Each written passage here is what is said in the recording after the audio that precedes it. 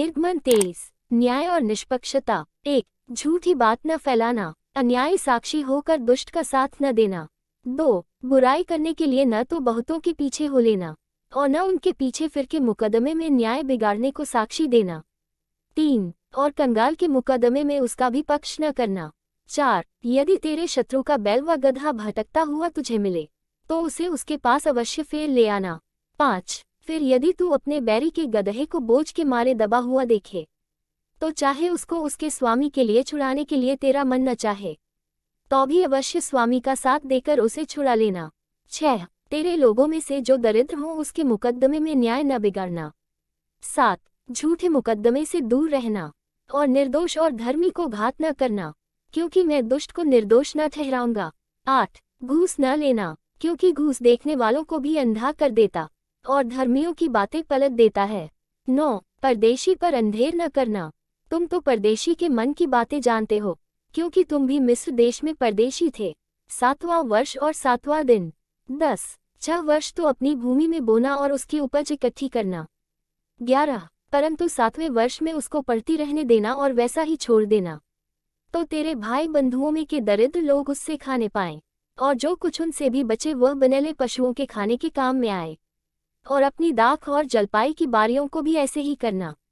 12। 6 दिन तक तो अपना काम काज करना और 7वें दिन विश्राम करना, कि तेरे बैल और गदहे सुस्ताएं और तेरी दासियों के बेटे और परदेशी भी अपना जी ठंडा कर सके।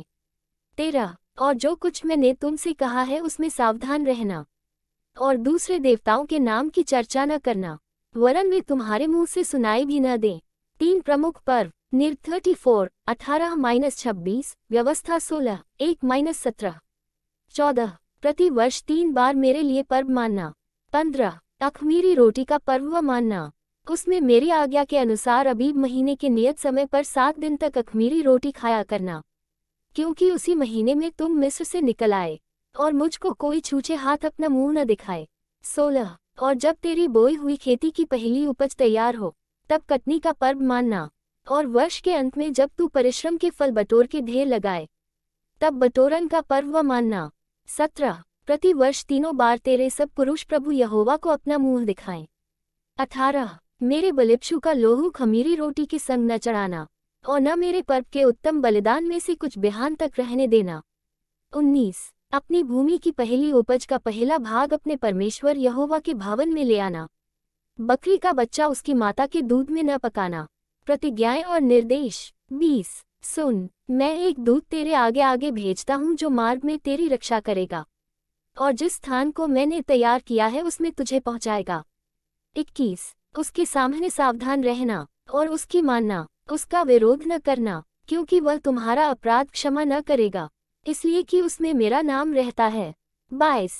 और यदि तू सचमुच उसकी माने और जो कुछ मैं कहूँ वह करे तो मैं तेरे शत्रुओं का शत्रु और तेरे द्रोहियों का द्रोही बनूंगा। 23।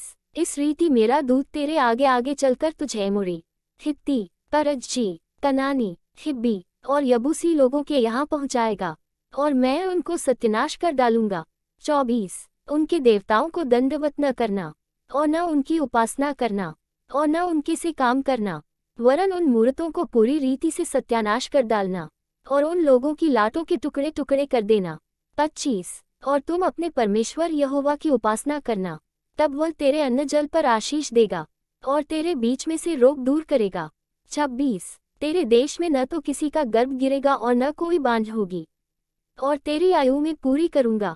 27। जितने लोगों के बीच तू जाएगा उन सबों के मन में मैं अपना भय पहले से ऐसा समवा दूंगा कि उनको व्याकुल कर दूंगा और मैं तुझे सब शत्रुओं की पीठ दिखाऊंगा। 28। और मैं तुझसे पहले बरों को भेजूंगा जो हिब्बी, कनानी और हित्ती लोगों को तेरे सामने से भगा के दूर कर देंगी। 29। मैं उनको तेरे आगे से एक ही वर्ष में तो न निकाल दूंगा, ऐसा न हो कि देश उजाड़ हो जाए और बनेले पशु बढ़कर तुझे दैख देने लगे। 30। जब तक तू फूल फल कर देश को अपने अधिकार में न कर ले तब तक मैं उन्हें तेरे आगे से थोड़ा थोड़ा करके निकालता रहूंगा। 31। मैं लाल समुद्र से लेकर पलिश्तियों के समुद्र तक और जंगल से लेकर महान तक के देश को तेरे वश में कर दूंगा। मैं उस देश के निवासियों भी तेरे वश में कर दूंगा और तू उन्हें अपने सामने से बरबस निकालेगा। 32। तू न तो उनसे वाचा बांधना और न उनके देवताओं से। 33 वे तेरे देश में रहने न पाएं। ऐसा न हो कि वे तुझसे मेरे विरुद्ध पाप कराएं, क्योंकि यदि तू उनके देवताओं की उपासना करे तो ये तेरे लिए फंदा बनेगा। हे परमेश्वर के लोगों, वीडियो को लाइक जरूर करें। हालेलुया। आमीन आमीन आमीन।